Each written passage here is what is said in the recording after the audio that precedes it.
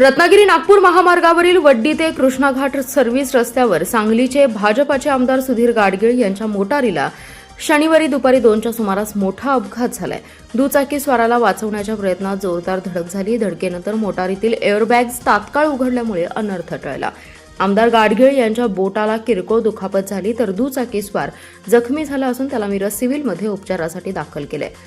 गाडगीळ हे दुपारी कर्नाटकातील उगार येथे गेले होते। तेथून सांगलीकडे परत येत असताना रत्नागिरी नागपूर महामार्गावरील वड्डी ते कृष्णाघाट सर्व्हिस रस्त्यावर एका दुचाकी स्वाराने अचानक यू टर्न घेतला।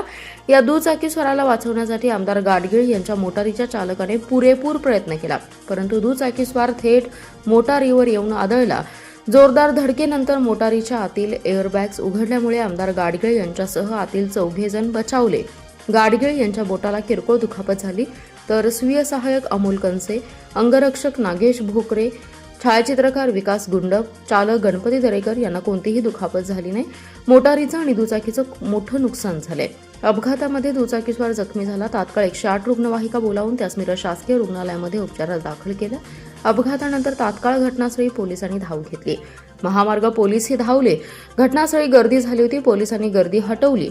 वड्डी ते कृष्णाघाट सर्व्हिस या रस्त्यावर शनिवारी दुपारी अपघात झाल्यानंतर आमदार सुधीर गाडगीळ यांना दुसऱ्या मोटारीतून खासगी रुग्णालयात उपचारासाठी नेण्यात आलं। प्राथमिक उपचारानंतर आमदार गाडगीळ हे निवासस्थानी आले।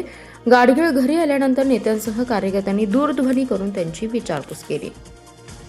उगारून परत सांगलीला येत असताना अर्जुनवाडला आम्ही नॅशनल हायवे घेतला। तिथून काही अंतर आल्यानंतर एक मोटरसायकल स्वार एकदम वळून अचानक आमच्या गाडीसमोर आला आणि ड्रायव्हरने ब्रेक दाबला तरी सुद्धा थोडीशी धडक झाली। गाडीतले सगळे एअरबॅग पण उघडले आणि कुणालाही काही इजा झाली नाही। त्या मोटरसायकल स्वारालाही फारशी काही इजा झाली नाही। 108 बोलवून लगेच त्यांना मिरज सिव्हिल ॲडमिट करायला सांगितलं आणि माझ्या हाताला किरकोळ जखम झाली ते टाके घातले।